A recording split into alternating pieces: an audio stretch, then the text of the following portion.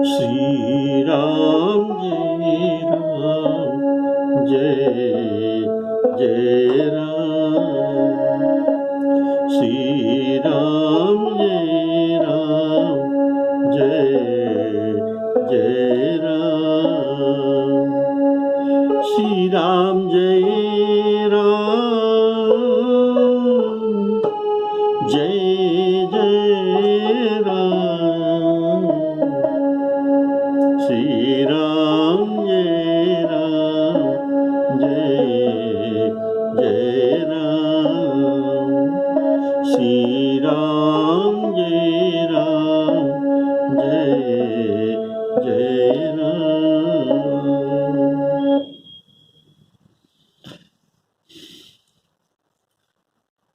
आदरणीय श्रोता बंधुओं को सादर सप्रेम राम राम कहकर आज का राम कथा आपके सामने परिवेशन करने जा रहा हूँ। बोलिए सियावर रामचंद्र की जय।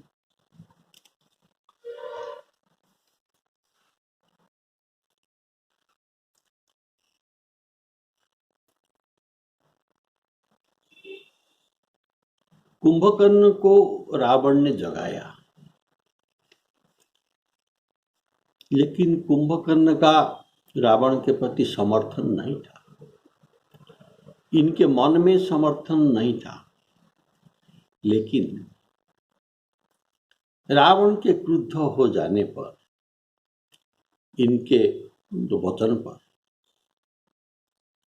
जब ये रावण ने देखा कि कुंभकर्ण राम जी के गुण में, इनके ध्यान में तो मनोनिवेश कर रहा है, मग्न हो रहा है, तब ये इनके ये ज्ञान को छुड़ाने के लिए बहुत सारे मद्य और सुरा और तो महिष खाने के लिए ये मंगाता है, इनका ज्ञान नाश करने के लिए।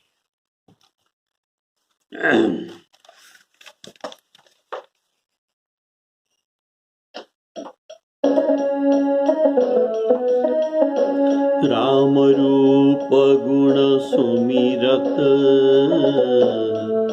मगन भयउ क्षण एक, मगन भयउ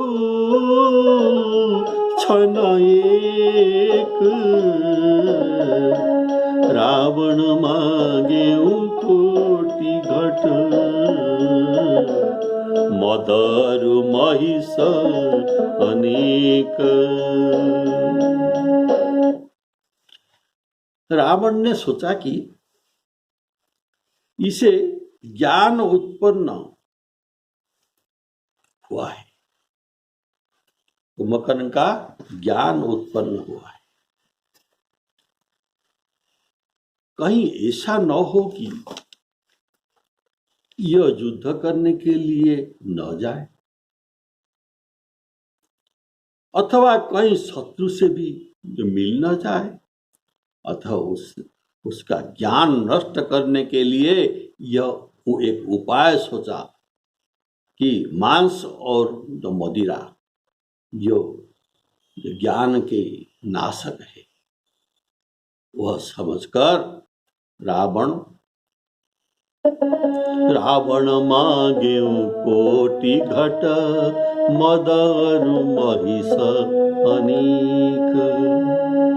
तो भैंस खाकर और मदिरा पीकर वह वज्रापात के समान गर्जन किया।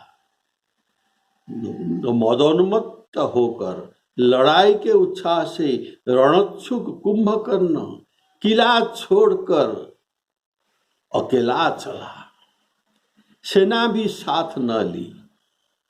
उसे देखकर विभीषण जी मिलने के लिए आगे आया, राम जी के सेना के पास ही पहुंच गया और उसे देखकर विभीषण जी कुंभकर्ण को मिलने के लिए आगे आया और उनके चरण में पड़कर अपना नाम बताया। छोटे भाई को उठाकर उसने हृदय में लगा लिया। श्री रघुनाथ जी के भक्त जानकर वह उनको प्रिय लगा। महिष खाई करी मदिरा पाना, महिष खाई करी मदिरा पाना, गर्जा वज्रा घात समाना, गर्जा वज्रा घात समाना, कुंभकर्ण दुर्मदरण रंगा, चला दुर्गत जी सेनन संगा, देखी विभीषण आगे आये,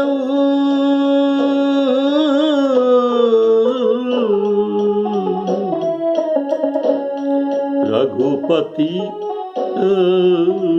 परे चरण निज नाम सुनाए,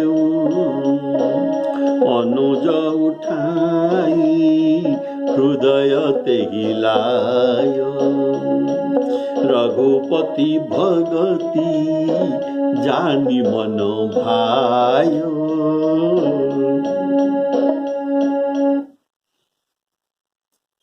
कुंभकर्ण के आते देखकर विभीषण ने राम जी से कहा। क्या कहा? क्या कहा ये बात हमारे गोस्वामी जी के ग्रंथ में लिखा नहीं, लेकिन वाल्मीकि रामायण में इसका कहना उल्लिखित है कि विभीषण ने कहा, हे श्री रामचंद्र जी महाराज, देखिए और लोग बर से बलवान होते हैं, लेकिन यह स्वाभाविक कुंभकर्ण नहीं बलवान है। ये वरदान के द्वारा ये बलवान नहीं, ये स्वाभाविक ही बलवान है। प्रकृत्या ही एष तेजस्वी कुंभकर्णो महाबल, प्रकृत्या ही एष तेजस्वी, ऐसा तेजस्वी और बलवान इनका स्वभाव से ही है, प्रकृति से ही है। कुंभकर्णो महाबल अन्योसा राक्षसेन्द्राणां वरदानं कृतं बलम्, लेकिन दूसरे राक्षसों ने वरदान के द्वारा उनको बल प्राप्त होता है, लेकिन ऐसा बात भी इन कुंभकर्ण में नहीं है, इनका स्वाभाविक बड़ा है। अन्य संग राक्षसं तम बलवान कृतं बल। और सुनिए, इस कुंभकर्ण ने जमराज और इंद्र को भी कई बार हराया है। इसने ऐरावत का दंत को उखाड़ डाला कुंभकर्ण ने।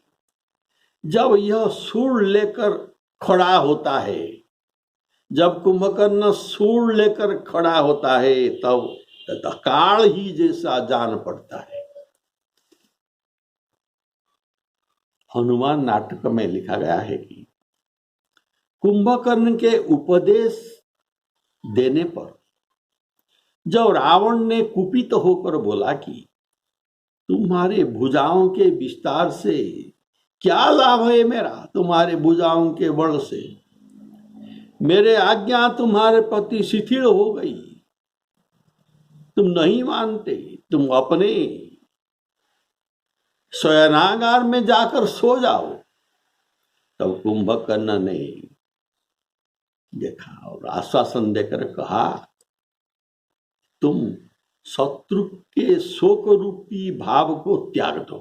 कुंभकर्ण रावण ने कहा, तुम शत्रु के शोक रूपी भाव को त्याग दो।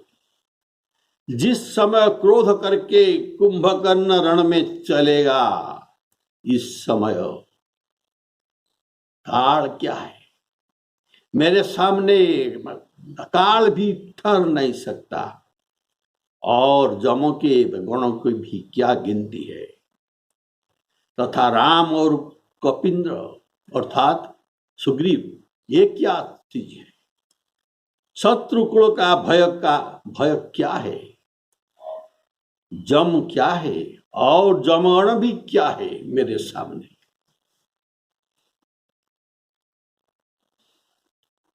न कह कालः को विधाता किमारी कुल भयं को जमः के च जाम्यः। जमः क्या है, जाम्या इनके दूत, जम के दूत। को राम को कपिंद्र चलती मई रणे रोषित कुंभकर्णे। कोई भी मेरे सामने ठहर नहीं सकता। वह चला अर्थात रथ में बैठकर नहीं, पैदल ही चला, इसीलिए चला लिखा गया। कुंभकर्ण दुर्मदरण रंगा, कुंभकर्ण दुर्मदरण रंगा। चला दुर्गत जी सेन न संगा, चला दुर्गत जी सेन न संगा। कुंभकर्ण महातेजा रावण वाक्यम अब्रवीत। रावण को कहा, रावण को बोला कुंभकर्ण महातेजा रावण वाक्यम अब्रवीत गमिष्यामि अहम एकाकी। हम अकेला जाऊंगा। तिष्ठत्विहं बड़ं महत्, मेरा बड़ बहुत है, इसलिए मुझे कुछ सेना का भी सहायक नहीं है, इसलिए वह अकेला चला। लंका से श्री राम जी के शरण में आते समय विभीषण जी अपने माता और बड़े भाई कुबेर से मिलकर तब राम जी के पास शरण में आया। और यहाँ कुंभकर्ण जो इनके बड़े भाई है और राम विमुख भी नहीं है, अतएव उसे मिलकर और उनसे आशीर्वाद लेकर चलना युद्ध को अच्छा है। जैसे कि आप लोग को मालूम है, जब महाभारत युद्ध से पहले पांडवों ने द्रोणाचार्य गुरु भीष्म पितामह को युद्ध के प्रारंभ में प्रणाम किया, उनसे आशीर्वाद लिया, उन्होंने विजयी प्राप्त आशीर्वाद भी दिया। और इसलिए अब विभीषण जी लंका से वो चले थे, तब कुंभकर्ण सो रहा था, इसीलिए उनके साथ भेंट नहीं हुई थी, इनके आशीर्वाद प्राप्त नहीं हुआ था। इसलिए अब उनसे मिलकर प्रणाम करके आशीर्वाद लेना है। ये था पहली बात। और दूसरी बात यह है कि विभीषण ने सोचा कि संभवतः रावण ने इससे मेरी निंदा अवश्य की होगी।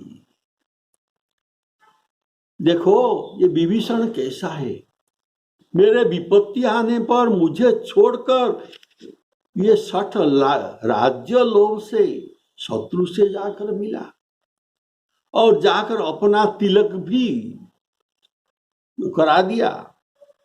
अतः अपने को निरपराध साबित करने के लिए और इसलिए ये वास्तविक वृतांत बताकर कुंभकर्ण का संदेह मिटाने के लिए यह ही एक सुअवसर है और सुअवसर नहीं मिल सकता, ऐसा जानकर कुंभकर्ण के पास आया। यदि विभीषण का मिलन कुंभकर्ण से न होता तो क्या होता? तो रावण के कथानुसार पूरा संदेह इनका विभीषण पर रहता, जो संदेह की इनके मरने के साथ,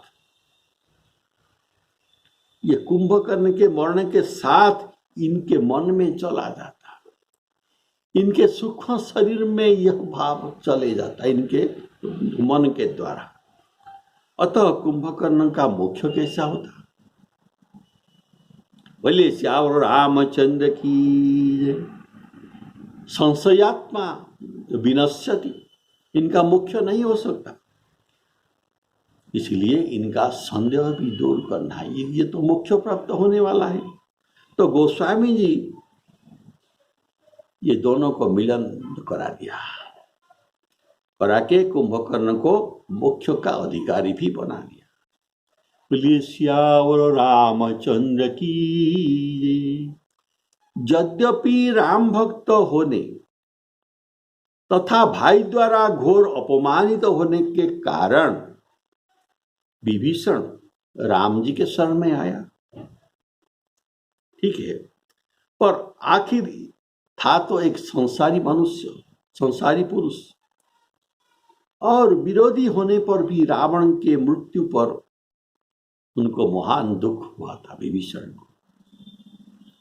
जब उन्होंने देखा कि कुंभकर्ण श्री राम जी से लड़ने आ गया है, तो यह समझ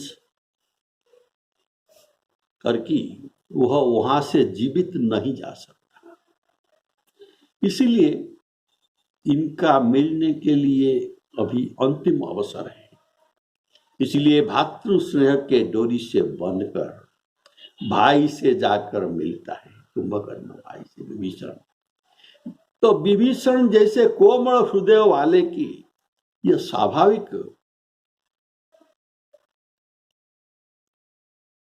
बात है, इसीलिए वह कुंभकर्ण से जाकर मिला और उनको सारा वृतांत तो कहकर अपने को निर्दोष सिद्ध करके भाई के स्नेह रूपी प्रसाद को पाकर वो रघुनाथ जी के पास चले आए।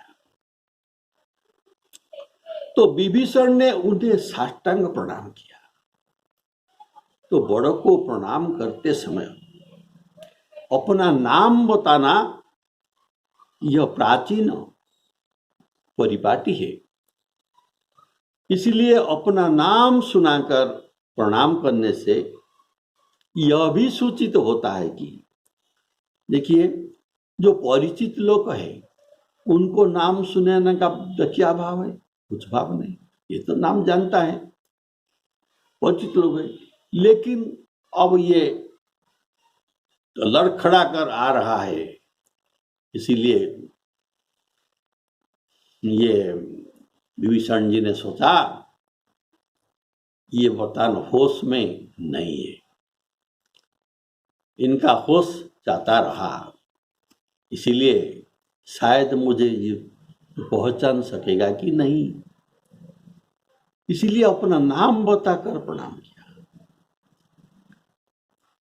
कारण वह मदमत्त होकर, ये नशे में चूर होकर उसे कुछ सूझ न पड़ता था कि आगे पीछे मेरा कौन है।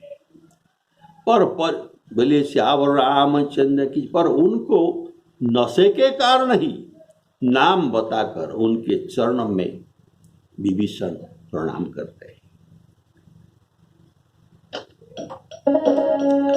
देखी विभीषण आगे आए, परे चरण निज नाम सुनाए।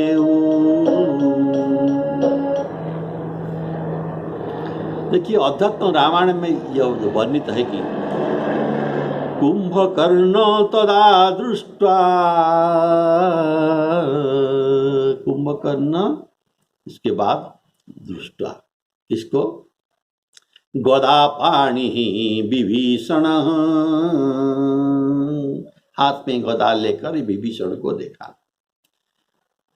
न नाम चरणं तस्य, विभीषण ने कुंभकर्ण के चरण में न नाम चरणं तस्य प्रणाम किया। भ्रातृ ज्येष्ठस्य बुद्धिमान, के बुद्धिमान ज्येष्ठ भ्रातृ के चरण में प्रणाम किया और कहा विभीषण अहम, मैं विभीषण हूं, भ्रातृ में दया कुरु महामते, हे भ्राता, हे महामते, मुझ पर दया कीजिए। मैं विभीषण हूं, हे महामते, हे भ्राता, मुझ पर दया कीजिए। कुंभकर्ण ने विभीषण पर अनन्य प्रेम दिखाकर विभीषण को गले लगाया और आशीर्वाद दिया कि हे वत्स, राम चरण में आश्रित होकर तुम कुल की रक्षा और राक्षसों के कल्याण करके चिरंजीवी बने रहो, ऐसा सुंदर आशीर्वाद दिया। समालिंगं च वत्सत्वं, आलिंगन करके, समालिंगं आलिंग करके, च वत्स त्वं जीव रामदा समयात, तुम राम के शरण में आकर तुम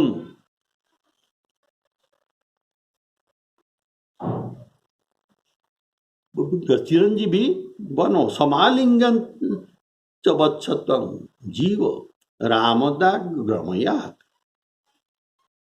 कुल संरक्षणार्थाय आशासान हिताय च,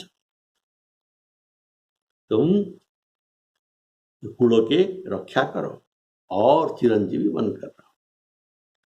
हे तात,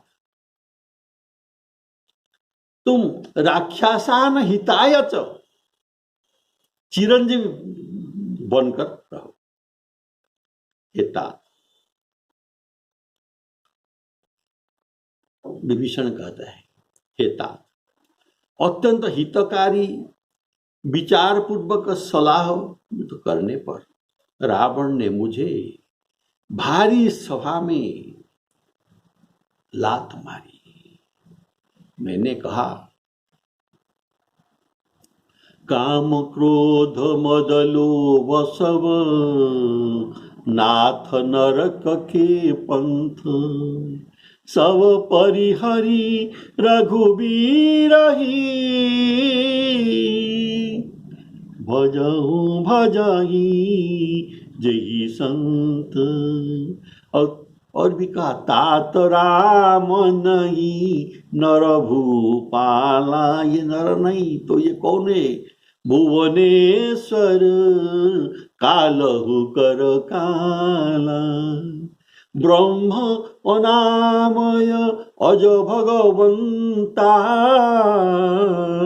व्यापक अजित अनादि अनंता। ये सब राम जी के ब्रह्मत्व के बारे में मैंने बहुत कुछ समझाया और कहा सीता देहु राम कहूँ, अहित न होई तुम्हार।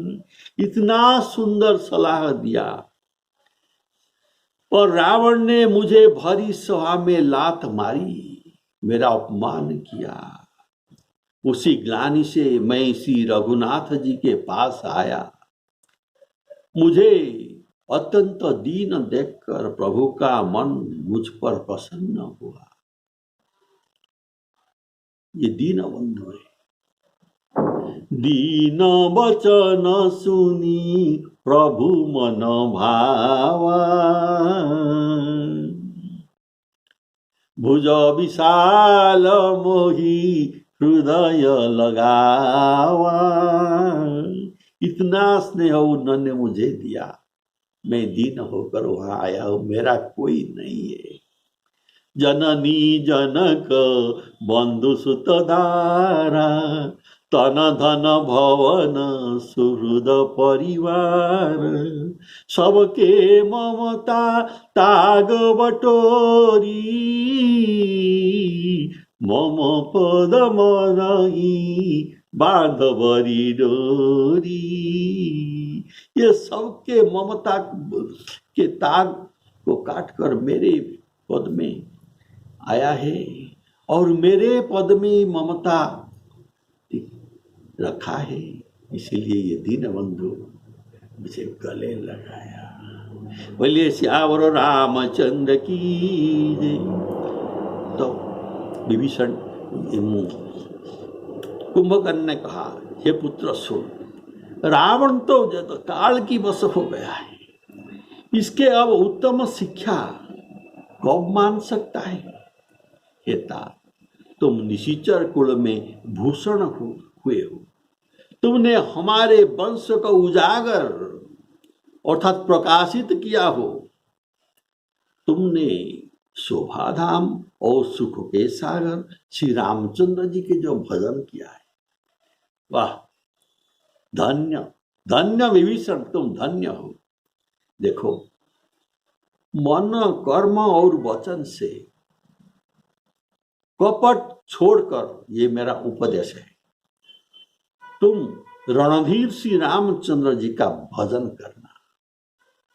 हे भाई, मैं काल के वश हो गया हूं, मुझे अपना पराया नहीं सुस्ता, अर्थात इनको अभी निशा जोर शोर चढ़ रहा है।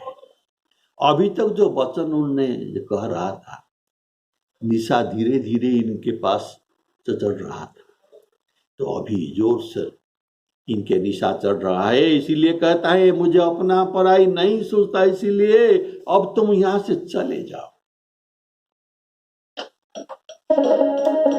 तात लात रावण मोहि मारा, कहत परम हित मंत्र विचारा,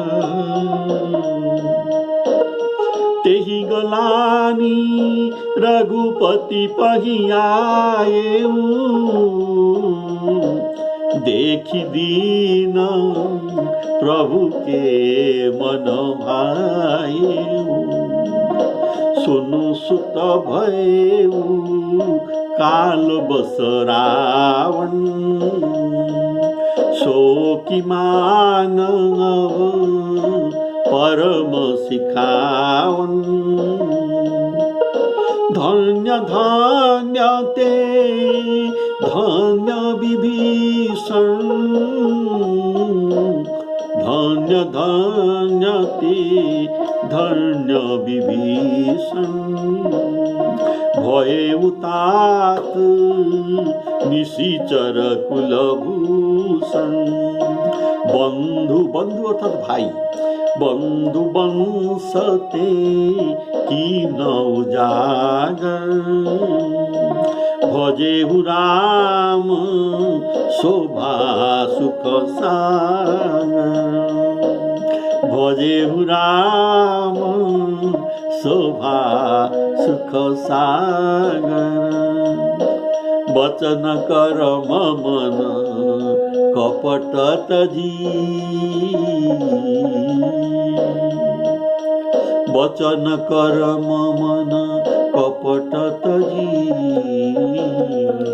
भजेहु राम रणधीर, भजेहु राम रणधीर, जाहु न निज पर सूझ मोही,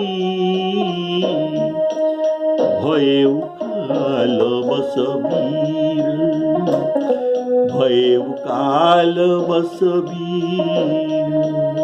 श्री राम जय राम, जय जय राम। श्री सीताराम अर्पणावस्तु।